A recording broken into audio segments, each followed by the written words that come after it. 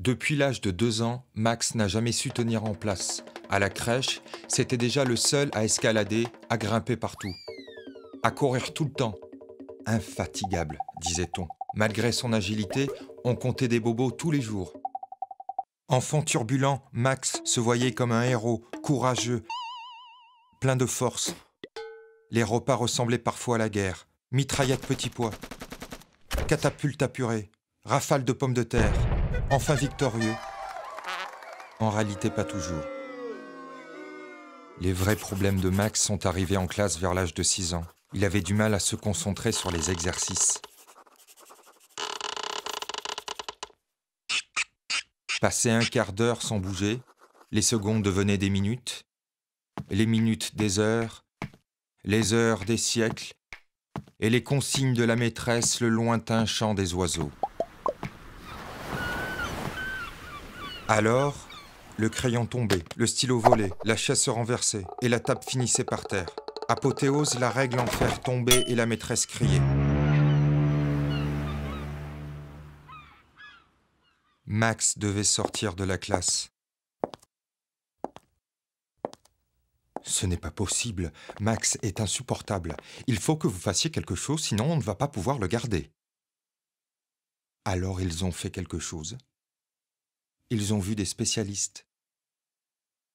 Un psy, 2 psys, 3 psys, 4 psys, qui n'étaient pas du tout d'accord. Il doit apprendre à se relaxer, disait l'un. Il a besoin d'un traitement, disait l'autre. Mais le problème, c'est peut-être vous. Ou encore, il manque juste de motivation, ça va passer. Et un jour, à l'hôpital, un diagnostic est tombé. Max est hyperactif. C'est pour ça que sa concentration lui joue des tours, il n'y est pour rien. Expliquèrent docteurs et psychologues. Pour l'aider en attendant que ça aille mieux, on lui a prescrit Riton. Riton ? C'est le nom de code que Max a donné à son médicament pour que personne ne connaisse son existence. Comme un agent secret. Les premiers temps, Riton a beaucoup aidé Max à se concentrer. La maîtresse a tout de suite vu la différence. Et son bulletin de notes aussi. Riton le suivait partout, en classe comme à la cantine. L'agent Riton était efficace. Peut-être même trop. Car elle a fini par prendre beaucoup de place. Et la nuit, il empêchait parfois Max de dormir. Alors Max prit une décision. Il décora Riton pour service rendu.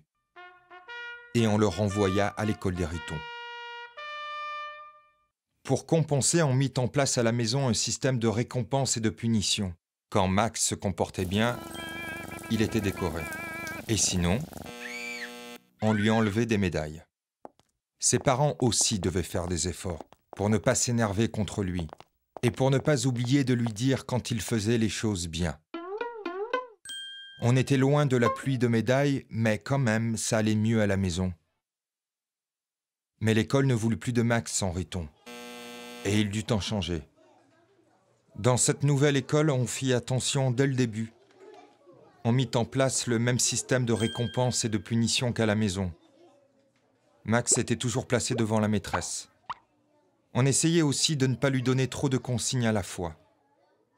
Et quand il en avait besoin, il pouvait même sortir de 3 minutes.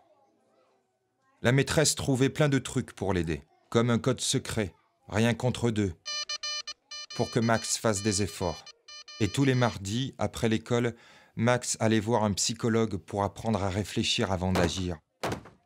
Quand tu n'en peux plus, compte jusqu'à 10. Mais aussi pour ne pas être triste quand il avait des notes moins fortes que les autres.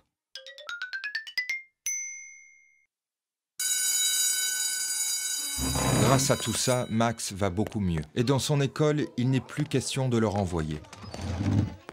Il est même devenu indispensable pour vérifier après la classe que personne n'a rien oublié sous les tables. Et comme ça, il n'oublie plus les siennes. Encore un petit truc du psy. Et puis Riton, pendant ce temps-là, il se dort la pilule aux Bahamas.